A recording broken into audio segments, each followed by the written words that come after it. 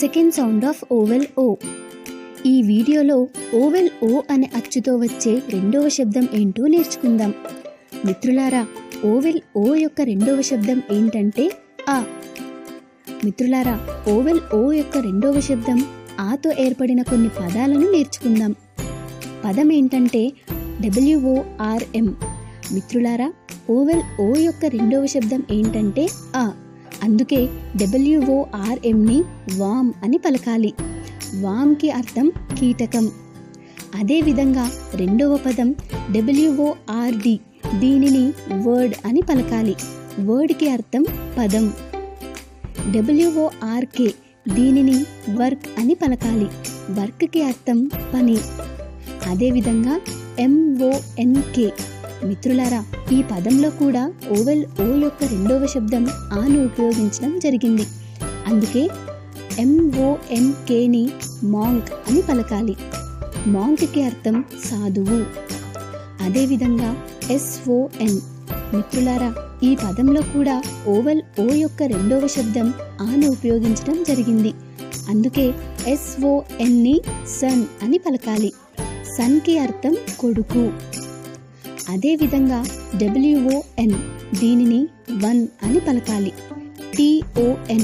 దీనిని టన్ అని పలకాలి. థర్డ్ సౌండ్ ఆఫ్ ఓవెల్ ఓ. ఓ అనే అచ్చు యొక్క మూడవ శబ్దం. మిత్రులారా, ఇప్పటి వరకు మనం ఓ అనే అక్షరం యొక్క రెండు శబ్దాలను నేర్చుకున్నాం. ఓ యొక్క మొదటి శబ్దం ఆ, బాక్స్ పదంలోని ఆ. రెండవ శబ్దం అ, వర్డ్ పదంలోని ఆ. ఇప్పుడు ఓ అచ్చుతో ఏర్పడే మూడవ శబ్దాన్ని నేర్చుకుందాం. మిత్రులారా, ఓ యొక్క మూడవ శబ్దం ఏంటంటే ఓ, గోల్డ్ పదంలోని ఓ. జాగ్రత్తగా వినండి. ఓ యొక్క మూడవ శబ్దం ఏంటంటే ఓ, గోల్డ్ పదంలోని ఓ. పదండి, ఓ అచ్చు యొక్క మూడవ శబ్దం ఓతో ఏర్పడిన మరికొన్ని పదాలను చూద్దాం. పదం ఏంటంటే ROLL.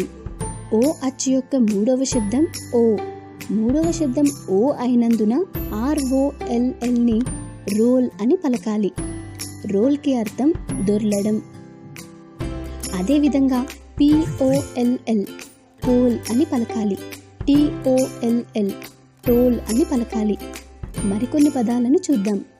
SOW. మిత్రులారా, జాగ్రత్తగా వినండి. ఈ పదంలో W సైలెంట్.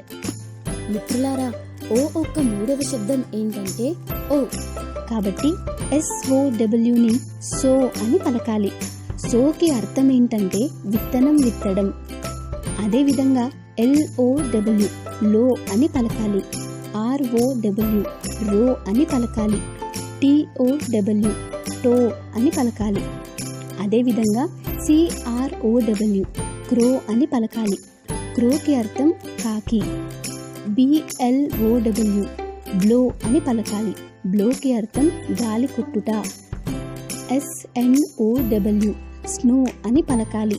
స్నోకి అర్థం మంచు.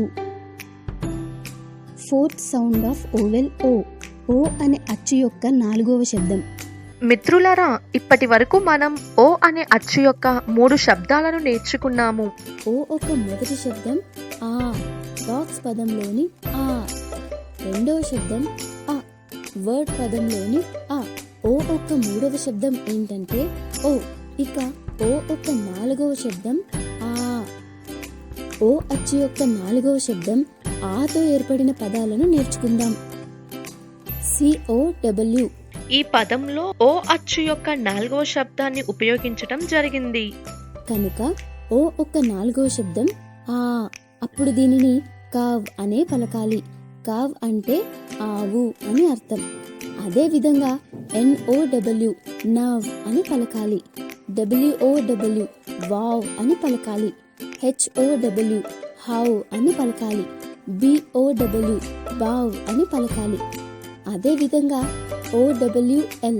ఈ శబ్దంలో ఓ అచ్చు యొక్క 4వ శబ్దాన్ని ఉపయోగించడం జరిగింది. కనుక OWLని ఆవుల్ అని పలకాలి. ఆవుల్ అంటే గుడ్లగూబ అని అర్థం. పదండి, ఈ వీడియోని మరోసారి చూసి ఓ అచ్చు యొక్క శబ్దాలతో ఏర్పడిన పదాలను నేర్చుకుందాం.